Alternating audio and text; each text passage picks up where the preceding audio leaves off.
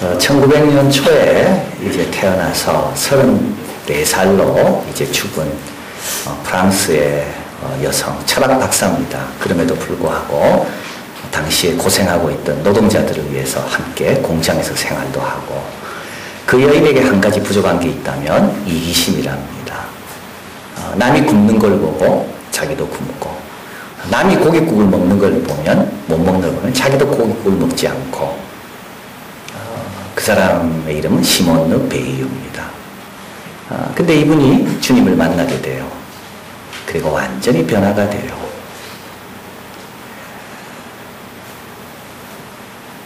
그리고 이제 33살 나이로 이제 병이 들어서 이제 죽었는데 그때 자기가 묵상하고 적어놓은 책, 글들이 지금도 우리 예수 믿는 자들 뿐만 아니라 도덕에 대해서, 종교에 대해서 아주 심각하게 생각하는 자에게는 좋은 영향을 미치고 있습니다. 시몬 르 베이유. 그가 신부님과 함께 편지를 주고받는 그 내용 가운데서 이렇게 쓰고 있습니다. 하나님이 다스리는 세 영역이 있다. 첫째 영역은 우리의 의지와 우리의 능력이 미치지 못하는 영역. 우주, 너무 큰 거. 아주 미세한 부분. 우리가 미치지 못하죠. 과거, 미치지 못하죠. 전체, 부분은 우리가 어떻게 영향을 줄 수 있을지 몰라도 전체는 그건 정말 영향을 미칠 수가 없는 겁니다. 그래서 하나님이 하시는 그런 큰 역사, 우주, 그게 이제 하나님의 영역인데요. 첫 번째, 거기서 우리가 할 일이 있대요. 그건 사랑하는 거예요. 작은 것도 사랑하고 큰 것도 사랑하고 과거도 사랑하고. 두 번째 영역이 있는데 우리의 의지가 미칠 수 있는 영역, 상상할 수 있는 영역, 수단을 동원할 수 있는 영역, 정리하는 것, 정돈하는 것. 여기서 우리가 할 일이 있습니다. 우리에게 주어진 의무를 신실하게 행하는 겁니다. 세 번째 영역이 있습니다. 자연적이지 않습니다. 우리 의지의 지배를 받지 않습니다. 우리 의지와 상관없이 이루어져야 되는 영역. 하나님께서 강요하시는 영역. 자연적이지 않죠? 여리고로 돌라는 거는요. 우리 의지의 지배를 받으면 안 되는 거죠. 사랑하는 독자 아들 이삭을 바치는 거. 이게 신앙의 영역인 겁니다. 시몬 베이유는 이렇게 이야기합니다. 이 영역에서 우리가 할 일은 하나님의 강요에 자기의 몸을 맡기는 것. 그분이 인도하시는 곳까지 정직하게 가보는 것. 그럴수록 더 하나님을 가까이 하는 것. 더 많은 부분이 하나님의 강요에 의해서 지배당하도록 자신을 내어주는 것. 여러분, 말이 안 되는 걸 발견했습니까? 하나님 뜻 가운데. 그 해결하는 방법은 피하는 게 아니고요. 하나님을 더 붙드는 데 있습니다.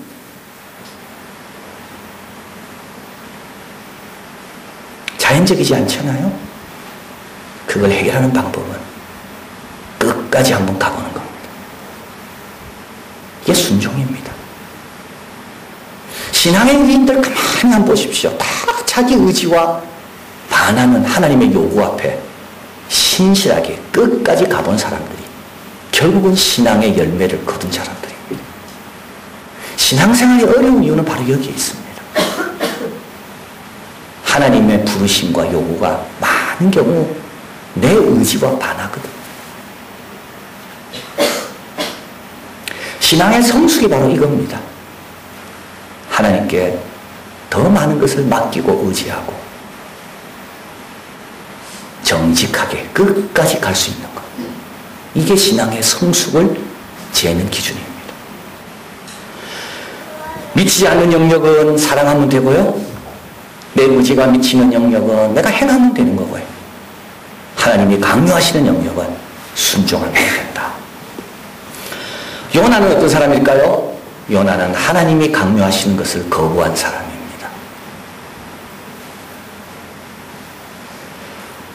이스라엘 백성 가운데 특별한 현상은 선지자라고 했습니다. 더 큰 권위에 의해서 말씀을 담대히 전하는 자가 선지자입니다. 하나님께서 선지자를 부를 때 모두가 다 갈등하고 힘들었지만 결국은 순종합니다. 예레미야를 부르실 때 나는 아이입니다. 두렵도다. 나는 아이 말할 줄 못합니다.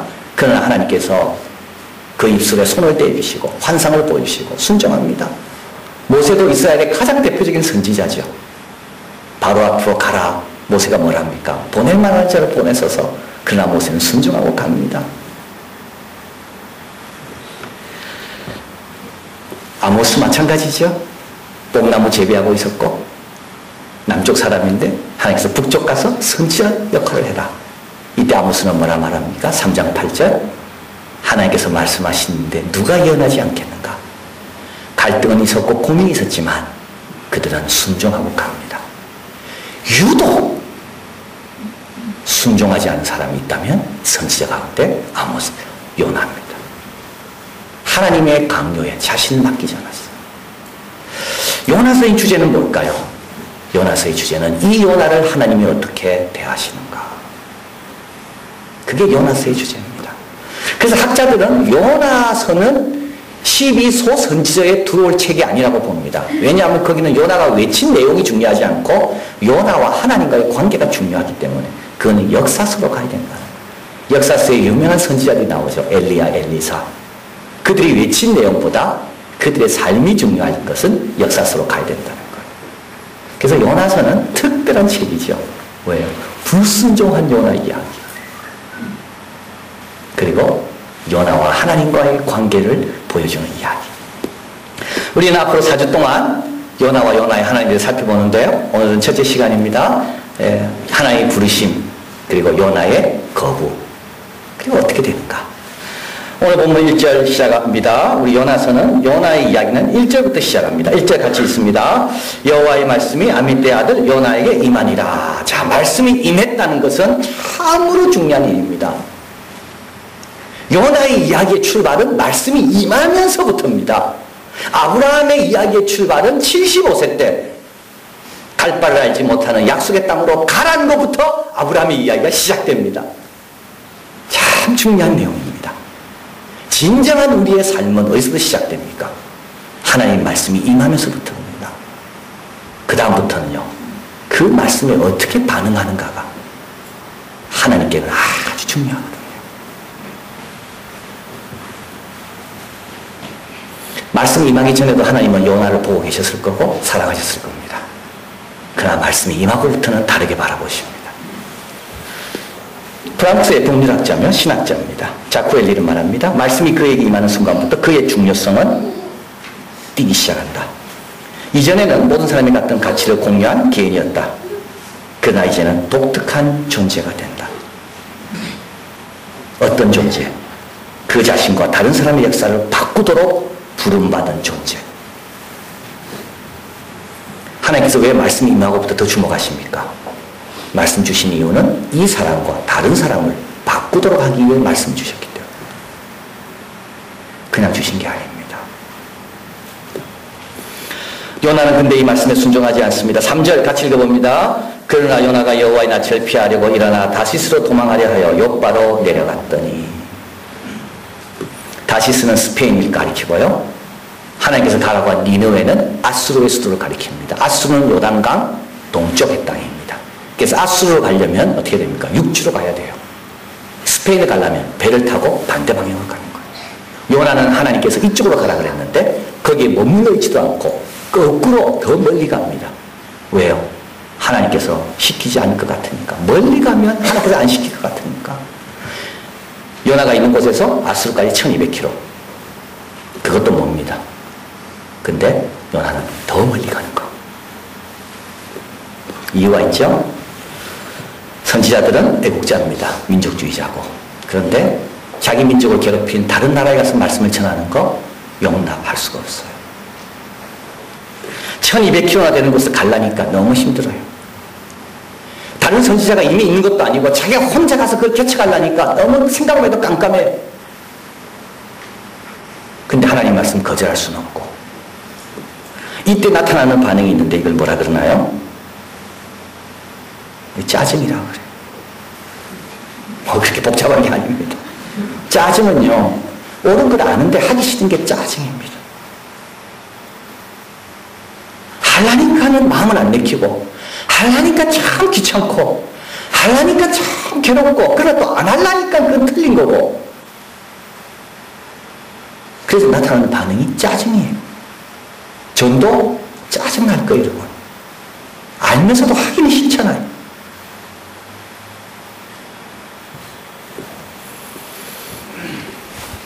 짜증납니다. 하나님 명령 거역하기는 싫고, 거역하려니까 1200조까지 가야 되고, 내 혼자 거기서 버틸라니까 너무 힘들고, 생각만 해도 힘든데 또 안 갈 수는 없고. 요나는 결심합니다. 이 낯을 피하여, 여호와의 낯을 피하여라는 말이 2번이나 나오는데, 이거는 하나님을 버린다는 걸 뜻합니다. 내가 다른 신을 섬기리라. 하나님을 내가 버리면 이건 고민할 필요가 없는 문제죠. 여호와의 낯을 피하여, 이 말은 다른 영역으로 간다는 것. 4절 같이 읽어봅니다. 여호와께서 대풍을 바다 위에 내리시며 바다 가운데 폭풍이 되자가여 배가 거의 깨어지게 된지라. 5절 읽습니다. 사공이 두려워하여 각각 자기의 신을 부르고 또 배를 가볍게 하여 그 가운데 물건을 바다 가운데 던집니다. 요나가 이 배 안 탔다면 이 배는 안전했을 겁니다. 요나 때문에 이 배와 사공들은 다 위험에 처해집니다. 우리 하나님은 우리를 복의 근원으로 부르셨는데요, 우리가 순종하지 않으면요, 세상 사람들의 복의 근원이 아니라 화의 원인이 됩니다. 이 사공들과 이 배는 아무 잘못이 없어요. 요나가 탔기 때문에 문제인 거예요. 여러분, 한국 사회가 왜 복잡할까요? 우리 예수 믿는 사람들이 순종하지 않아서는 아닙니까? 지난주 말씀드린 것처럼 그 은혜를 받고도 욕심을 더 부려서 가난한 자의 머리에 있는 티끌을 탐내는 것,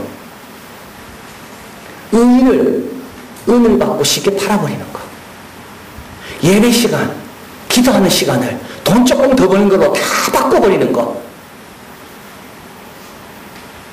하나님께서 요나를 깨우치시려면 벌을 주셔야 되는데 그 주위에 있는 사람도 같이 받는 거예요. 요나 때문에 이 무지한 자들이 자기 짐들 다 바다에 던져야 되고, 목숨 위험에 처하고 빨리 갔다가 돌아와서 가족으로 가야 되는데 진전은 없고. 6절 같이 읽어봅니다. 자는 자여 어찌 민고 일어나 내 하나님께 구하라. 이 선장의 말입니다. 너무 어려움을 처해서 사람을 찾다가 보니까 요나가 밑에서 자고 있는 겁니다. 요나를 깨웁니다. 자는 자여 어찌 미뇨 일어나 내 하나님께 구하라.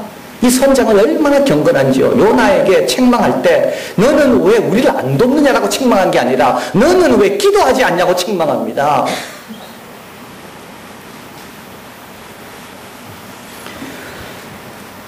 요나보다 훨씬 좋은 사람들입니다. 그리고 나중에 요나가 제비뽑기에 걸립니다. 그러나 사람들은 요나를 바다 위로 던지지 않습니다. 어떻게든지 같이 살아보려고.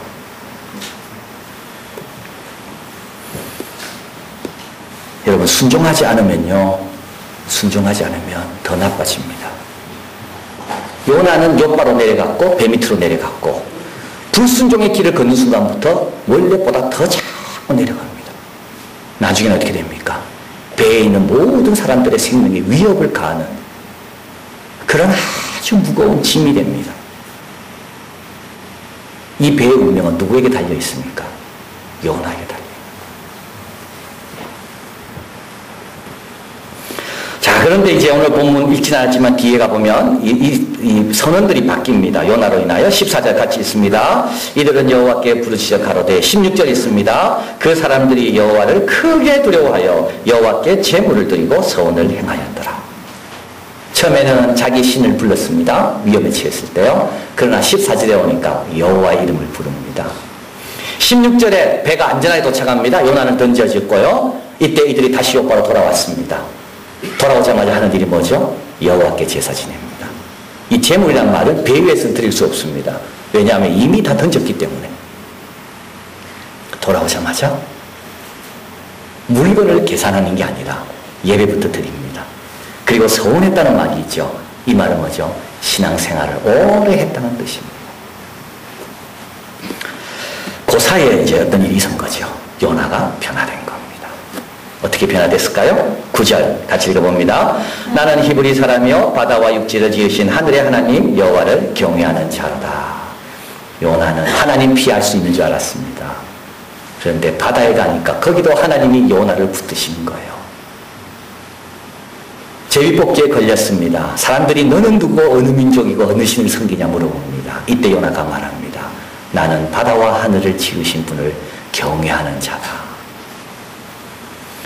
요나는 또 대답합니다. 12절 이 큰 폭풍으로 만난 것이 나의 용고다. 12절 나를 들어 바다에 던지라. 이게 요나가 지금 변화된 이유입니다. 어떻게 변화됐을까요? 하나님을 두려워하면서 변화된 거예요.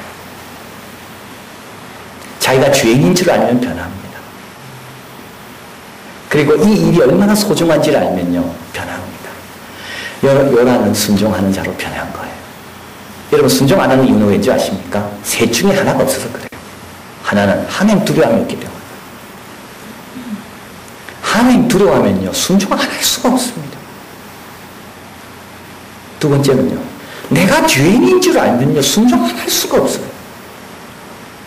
세 번째는요 그 순종에 대한 그 일이 얼마나 소중한지를 알면 그 일에 자신을 드립니다. 사공들의 모습을 봤잖아요. 요나가요. 이 사공들을 살려야 되겠다는 생각이 든 겁니다. 나를 던져라 그러잖아요.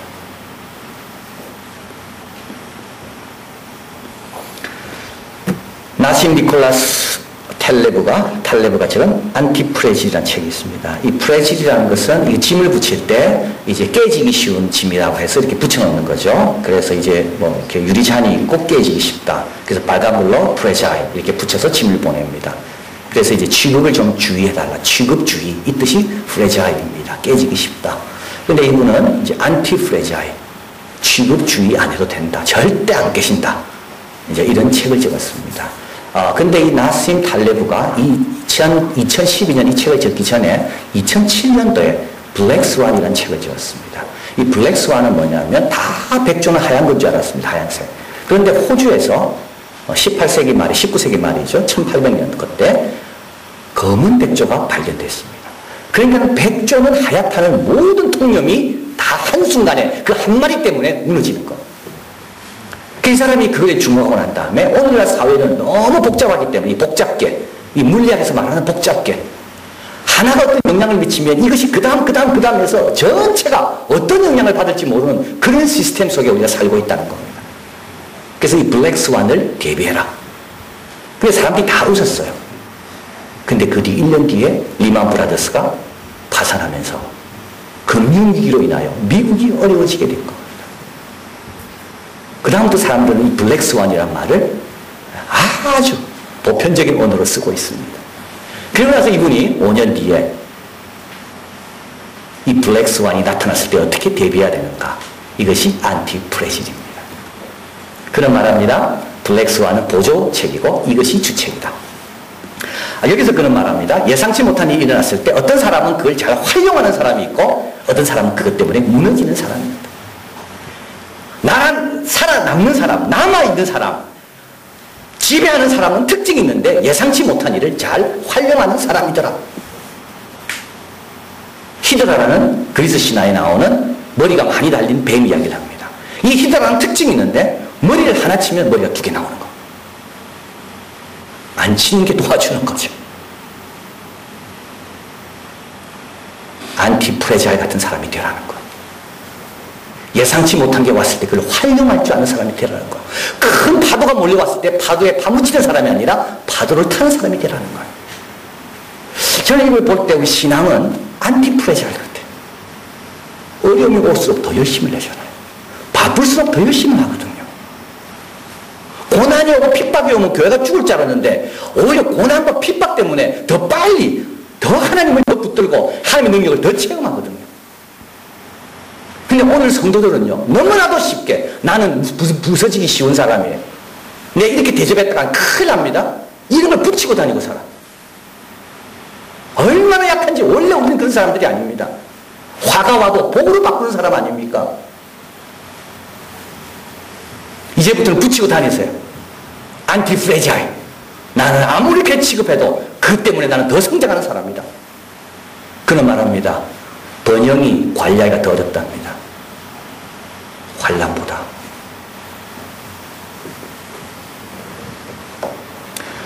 그러면서 세네카의 말을 인용하는데요. 제가 적어드렸습니다. 현인은 같이 읽어볼까요? 현인은 두려움을 침착함으로, 고통을 정보로, 실패를 시작으로, 소망을 실천으로 바꾸는 사람. 오늘 지금 요나가 그런 겁니다. 고통이 왔죠. 그걸 뭐로 바꿨어요? 정보로 바꿨어요. 어떤 정보? 하나님은 피할 수 없구나. 하나님은 무서운 분이구나. 정보로 바꾼 거예요. 소망을 실천으로. 나를 위해 이렇게 고생한 사람들을 내가 살려야 되겠구나. 나를 던져라. 순종. 실패를 시작으로. 불순종하고 했지만 결국은 되는 게 하나도 없는 거예요. 이제부터 뭐 해야 되는가요? 새롭게 시작하는 거예요. 순종.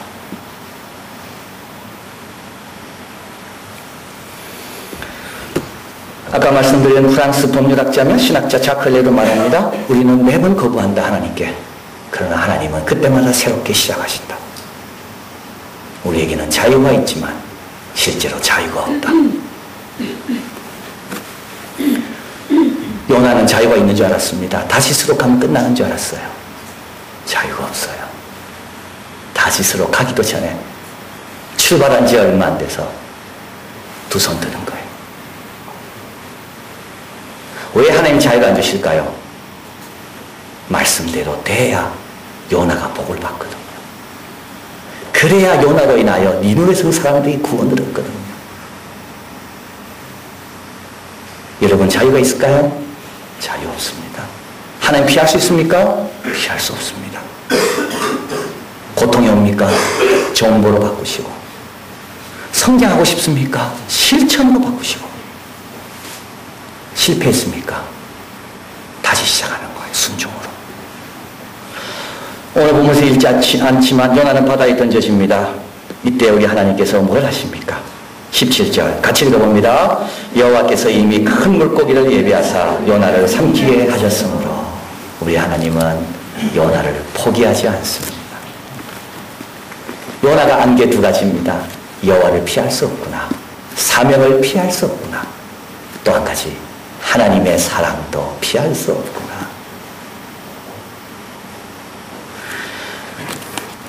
요나를 통하여 배우는 게 뭡니까? 여러분이 미치지 못하는 것은 하나님께 맡기고 사랑하시고요. 해야 될 의무가 있다면 감당하시고요. 내 의지에 반하는 하나님의 강요 앞에서 물러서지 않고 순종하시고 넘어지더라도 또 시작하시고 끝까지 가보는 겁니다. 그래서 하나님의 말씀이 헛되이 임하지 않는 말씀의 역사를 이루고 나도 변화되는 복된 자들이 되기를 진심으로 바랍니다.